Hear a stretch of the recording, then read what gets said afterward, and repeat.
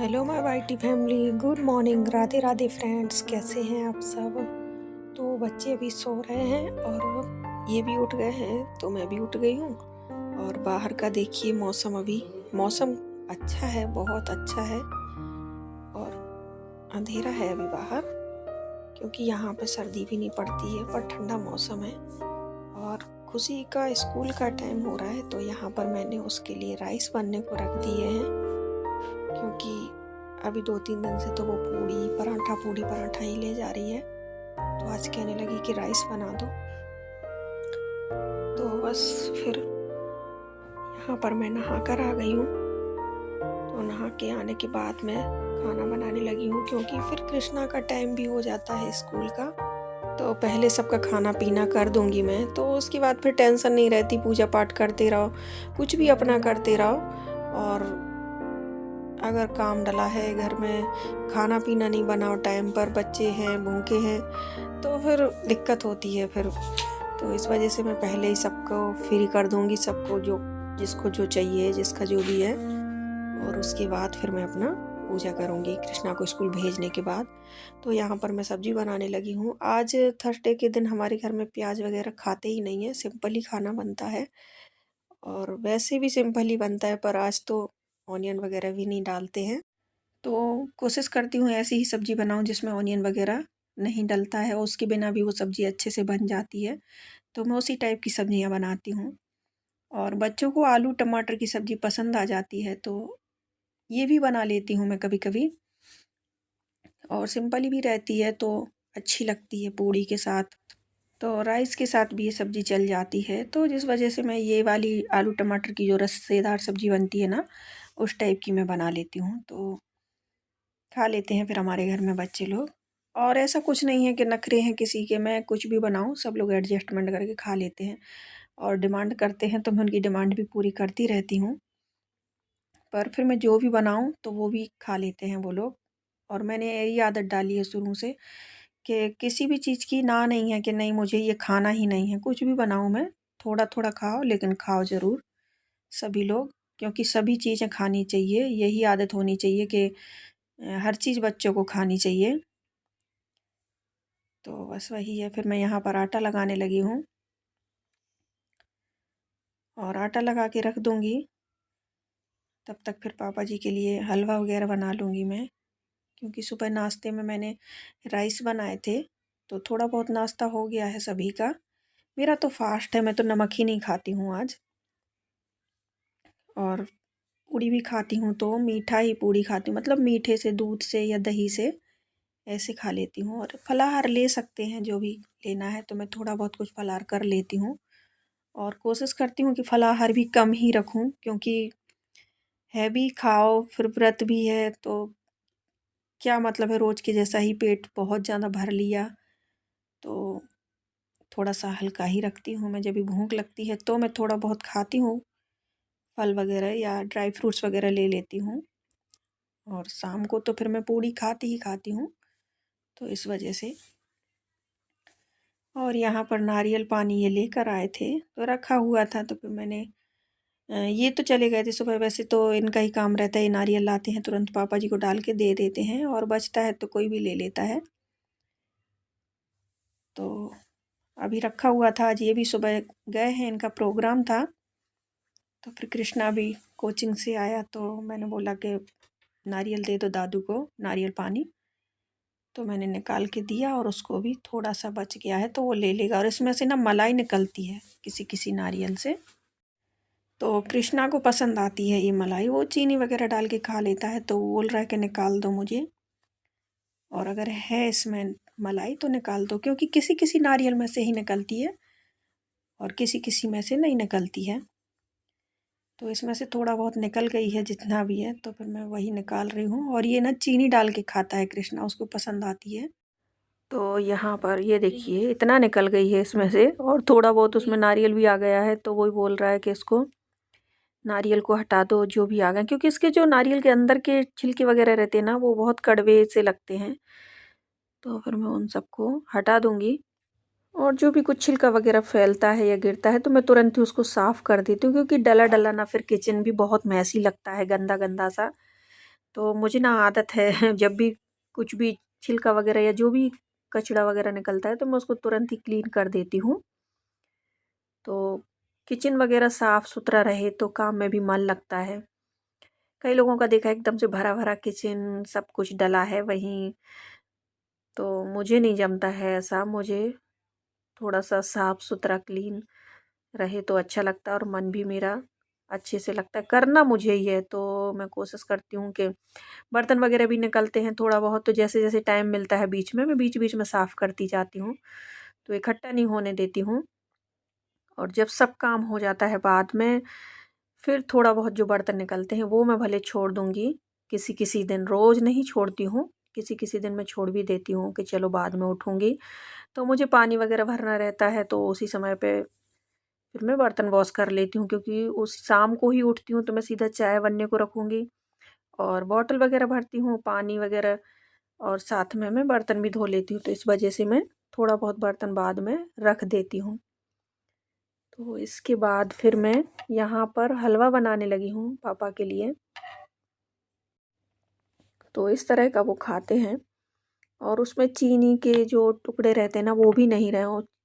चीनी बहुत अच्छे से मेल्ट हो जानी चाहिए, क्योंकि उनको ना थोड़ा-सा दाँतों की दिक्कत है, तो जिस वजह से उन्हें, एक बार मैंने क्या किया, हलवा बनाया तो उसमें थोड़ा-सा चीनी मैंने बाद में डाल दी। जब मैंने फर्स्ट टाइम बनाया था, तो फिर उनको दाँतों में थोड़ा-सा अटक रहे थे वो दाने, तो फिर तब से मैं चीनी को बहुत अच्छे से कोशिश करती हूँ कि पूरा मेल्ट हो जाए अच्छे से, चला-चला के उसको पूरा कर देती हूँ। इस तरह का कर दूँगी मैं पूरा दबा-दबा के, और बाद में मैं उसमें घी डाल देती हूँ और घी में ही भूँजती हूँ। आटा का सिंपल हलवा जैसा बनता है, सभी को आता है बनाना। तो ये देखिए, और जब भी मैं घी डालती हूँ ना तो एकदम से आँच को स्लो कर देती हूँ, क्योंकि देसी घी जो होता है ना उसको बार-बार गरम नहीं करना चाहिए और बहुत ज़्यादा धुआँ छोड़ रहा है, इस तरह का भी गरम नहीं करना चाहिए। इससे क्या होता है कि इस घी में जो भी तत्व रहते हैं ना, अच्छे जो गुण रहते हैं ना, वो ख़त्म होने के चांस रहते हैं, तो इस वजह से घी को बहुत ज़्यादा गरम नहीं करना चाहिए। और यहाँ पर हलवा रेडी हो गया है बन के, और ये ड्राई फ्रूट्स पीस के रखे ना वो मैं बाद में मिला देती हूँ, क्योंकि किसी-किसी को अच्छे लगते हैं, किसी को नहीं अच्छे लगते हैं, तो जिसको पसंद है उसको मैं बाद में ऐड कर देती हूँ उसमें। तो पीस के ही रखे थे मैंने, जब शुरू में ही पीस के रख लिए थे, क्योंकि पापा को दूध में भी डाल के दे देते हैं, और हलवे में ये सब हलवा वगैरह बनता है या जो भी है तो उसमें इस तरह से डाल के दे देते हैं, तो अपना मिक्स करके फिर खा लेते हैं वो।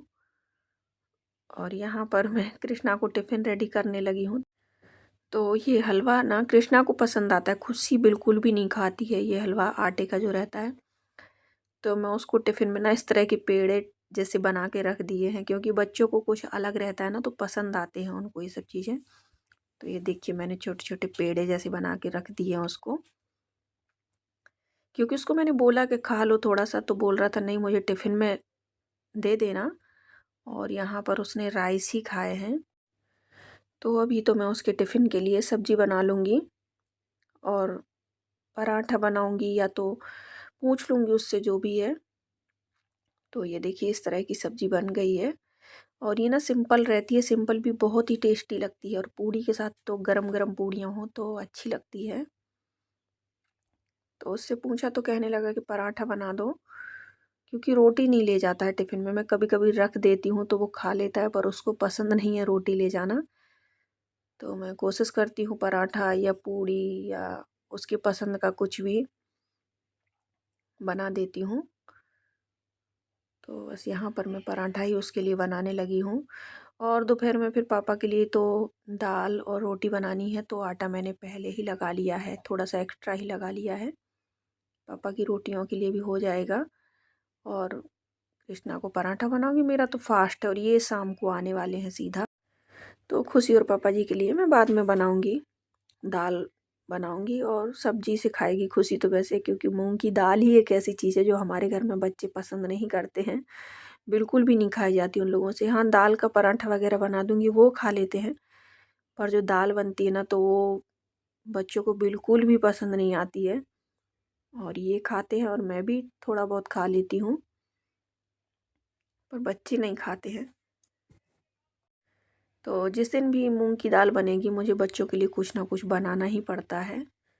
तो बस यही है, आजकल हमारे घर में ना बहुत सारे आइटम्स बनाने पड़ते हैं। थोड़ा थोड़ा ही लगना है पर बनाने तो पड़ते हैं, तो उसमें टाइम तो लगता ही है। और आज कैसा रहता है कि मुझे पूजा में भी थोड़ा सा टाइम लग जाता है, क्योंकि बुक वगैरह पढ़ती हूँ तो वो थोड़ा सा बड़ी है। गुरुवार की जो बुक रहती है पोथी, तो वो थोड़ा सा बड़ी रहती है। और पूजा करती हूँ मैं सब जगह, तो थोड़ा सा टाइम लग जाता है।